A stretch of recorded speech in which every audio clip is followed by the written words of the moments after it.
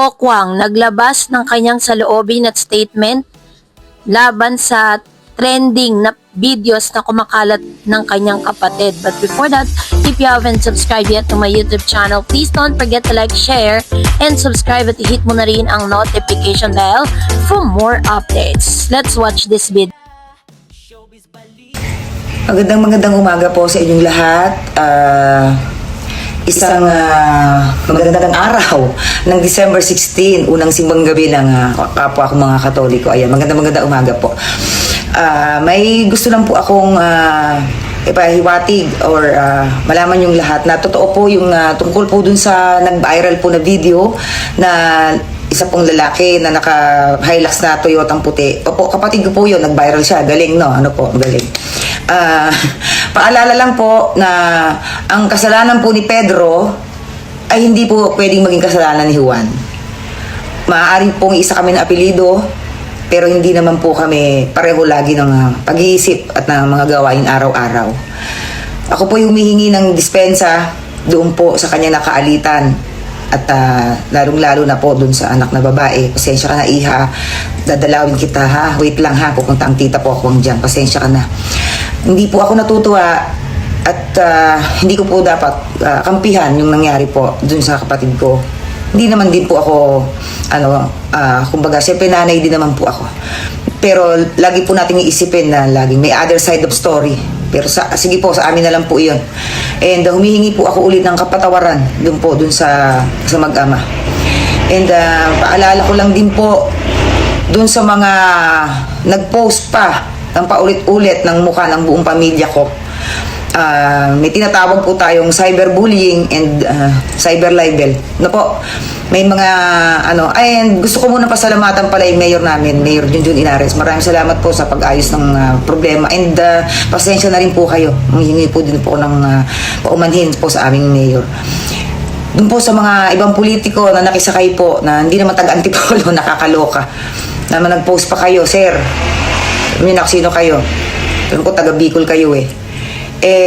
Ingat po kayo kasi mababatas pa naman kayo. So alam po ninyo dapat po yung tinatawag dating cyberbullying, sir. Okay? Pinost po ninyo yung mukha ng buong pamilya ko. Kapatid, isa lang po ang may kasalanan pero buong mukha. Yung asam po yung privacy, yung protection po ng pamilya ko. Hindi po ako kumakampi sa kapatid ko, pero sana nag-iingat po kayo sa mga post ninyo, sa mga comment ninyo. Again, kung po sa nakaalitan, pasensya na po kayo sa ginawa ng kapatid ko. Maraming salamat po. Trending at pinag-uusapan ngayon ng isang videos kung saan na kumakalat sa social media at inamin ni Pokwang, no, na isang aktres at komedyante na kinumpirma niyang ito'y kanyang kapatid. Kaya naman sa kanya pong Instagram post ay nanghingi ng apology itong si Miss Pokwang dahil pati po siya ay nadadawit kahit wala naman siya doon sa senaryo. Nagsorry ang komedyanteng si Pokwang matapos mag-viral ang video ng pakikipag-away at pananampal sa isang lalaki sa Antipolo City. Makikita sa video na kumakalat sa social media ang isang lalaking may kasamang bata na nagtutulak ng kariton sa kalye at nagkagit-gitan ng isang white pickup sa barangay San Roque, Tulay. Sinampal umano ng driver ng pickup ang lalaki na inawat naman ng isang naroon. Ang lalaking nanakit ay kinumpirmang kapatid ni Pokwang. Sa pamamagitan nga ng isang recorded videos na ipinost ni Pokwang sa social media, inamin niyang kapatid nga niya ang nanakit sa lalaking nagtutulak ng kariton kasabay ng paghingi ng paugmamhin sa nangyari. So, dahil po dito, ito po'y umani ng iba't ibang mga komento mula sa mga netizen. According to Miss Pokwang, paalala lang po, kasalanan po ni Pedro ay hindi po pwedeng kasalanan ni Juan. Maaari pong iisa kami ng apelido, pero hindi po kami lagi pareho ng pag-iisip at ng mga gawain araw-araw, ang payag ng komedyante. Pagpapatuloy niya, ako po ay humihingi ng dispensa doon po sa mga taong nakaalitan, lalo-lalo na po doon sa anak na babae. Pasensya ka na, iha, dadalawin kita ha. Wait lang ha, pupunta na ang tita Pokwang mo dyan, pasensya ka na. So ganito po yung kanyang naging pahayag. Say pa ni Poki, hindi po ako natutuwa at hindi ko dapat kampihan yung nangyari po doon sa kapatid ko. Hindi naman din po ako, syempre nanay din naman po ako. Paalala ko lang din po doon sa mga nag-post, panang paulit-ulit na mukha nung pamilya ko, may tinatawag po tayong cyberbullying at cyber libel. Pahayag pa ng aktres. Hirit pa ni Poki na sa mga sumasawsaw na politiko, doon po sa ibang politiko na nakisakay po at hindi naman taga-antipolo, nakakaloka. Nag-post pa kayo, sir. Alam niyo na kung sino kayo, sabi niya.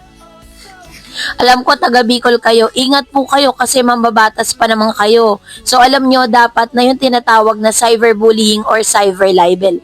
Okay, pinost po ninyo ang mukha ng buong pamilya ko, isa lang po ang may kasalanan, kapatid ko, pero nasaan po yung privacy, yung protection po ng pamilya ko. Hindi ako kumakampi sa kapatid ko, pero sana nag-iingat po kayo sa mga post ninyo at mga comments ninyo, sabi niya. Sinuspinde ng Land Transportation Office ang lisensya ng viral driver sa loob ng 90 days at inaksyonan na rin ang show cause order hinggil sa insidente. So, kaya po naglabas ng video itong si Poki or si Mama Pokwang patungkol sa bidyong ito.